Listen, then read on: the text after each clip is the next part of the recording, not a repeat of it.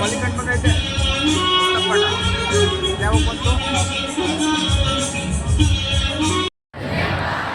ಮಾದಕ ವಸ್ತು ತಂಬಾಕು ವಸ್ತುಗಳ ಸೇವನೆಯು ನನಗೆ ಮತ್ತು ಮಾರಕವೆಂದು ಇದರಿಂದ ಮಾನವನ ದೇಹವಲ್ಲದೆ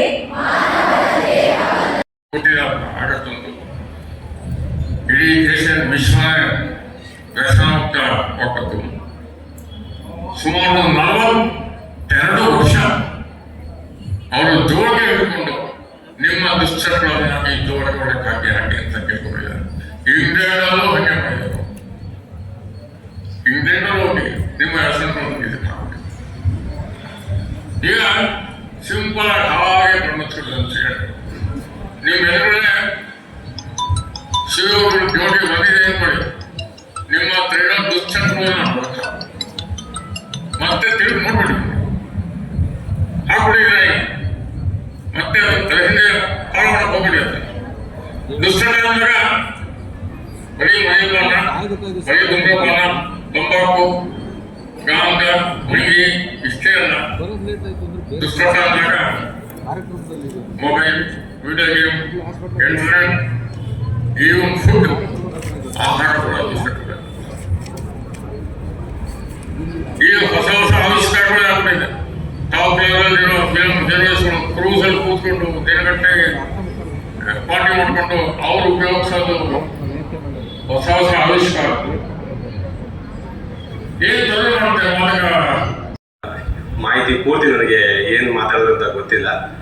ಆದರೂ ಈ ಏನು ವ್ಯಸನ ಮುಕ್ತ ದಿನಾಚರಣೆ ಅಥವಾ ಇವತ್ತೊಂದು ಜಾಥಾ ಮಾಡಿದ್ದೀರಿ, ಇದು ಹೆಚ್ಚಾಗಿ ಪೊಲೀಸ್ ಇಲಾಖೆ ಮತ್ತು ಅಬಕಾರಿ ಎಕ್ಸೈಸ್ ಇಲಾಖೆಗೆ ಸಂಬಂಧಪಟ್ಟಿದ್ದು.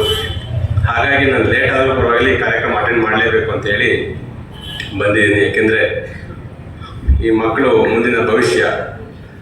ಹಾಗಾಗಿ ಅವರಿಗೆ ಹತ್ರ ನಾನು ಒಂದು ಅನಿಸಿಕೆಗಳನ್ನ ಮತ್ತು ನಾವೇನು ಮಾಡ್ತಾ ಇದ್ದೀವಿ ಪೊಲೀಸ್ ಇಲಾಖೆಯಲ್ಲಿ ಮತ್ತು ಒಟ್ಟಾಗಿ ಇಡೀ ಸರ್ಕಾರವೇ ಇದರ ವಿರುದ್ಧವಾಗಿ ನಿಂತಿದೆ. ಇದನ್ನು ಮುಕ್ತವಾಗಿ ಮಾಡಬೇಕು, ಮುಕ್ತವಾದ ಸಮಾಜವನ್ನು ಕಟ್ಟಬೇಕು ಅಂತೇಳಿ ಇದನ್ನ ಪಣ ತೊಟ್ಟಿ ನಿಂತಿದೆ. ಮಕ್ಕಳ ನಿಮ್ಗೆ ಗೊತ್ತಿದೆ, ಮೇಡಮ್ ಈಗಾಗಲೇ ಹೇಳಿದ್ರು 20 ವಯಸ್ಸು ತನಕ ನಾವು ನಮ್ಮ ಮನಸ್ಸನ್ನ ಹತೋಟಿಯಲ್ಲಿ ಇಟ್ಟರೆ 70 ವರ್ಷದ ತನಕ ಅದು ನಮ್ಮನ್ನ ಕಾಯುತ್ತೆ ಅಂತ ಹೇಳಿ. ಸೊ ಯಾಕೆ 20 ವಯಸ್ಸು ಅಂತ ಹೇಳ್ತೀವಿ ಅಂದ್ರೆ ಇವತ್ತು ನೀವೆಲ್ಲ ಏಜ್ ಅಲ್ಲಿ ಇದ್ದೀರಾ, ಟೀನೇಜ್ ಅಂತೇವೆ, ಹದಿಹರೆಯ ಅಂತೇವೆ, 10ರಿಂದ 20 ವಯಸ್ಸು ತನಕ ಅದನ್ನ ಹೇಳುವಂಥದ್ದು. ಸೊ ಈ ವಯಸ್ಸಲ್ಲಿ ನಮಗೆ ಗೊತ್ತಿಲ್ಲದೆ ಹದಿಹರೆಯದಲ್ಲಿ ಒಂದು ದೈಹಿಕ ಬದಲಾವಣೆ ಜೊತೆಗೆ ಮಾನಸಿಕ ಬದಲಾವಣೆಗಳು ಆಗುವ ಜೊತೆಗೆ ಈ ಮಾನಸಿಕ ಬದಲಾವಣೆಯಲ್ಲಿ ನಿಮ್ಗೆ ಗೊತ್ತಿರೋ ಹಾಗೆ ತುಂಬಾ ಕುತೂಹಲಗಳು ಉಂಟಾಗುವಂಥದ್ದು ಈ ವಯಸ್ಸಲ್ಲಿ ಸಹಜವಾಗಿರುವಂಥದ್ದು. ಈ ಕುತೂಹಲಗಳು ಆಕರ್ಷಣೆಗಳಿಂದ ನಮ್ಗೆ ಸಾಮಾಜಿಕ ಸ್ಥಿತಿ ಅಧೋಗತಿಗೆ ಇಳಿಯುತ್ತಿದೆ.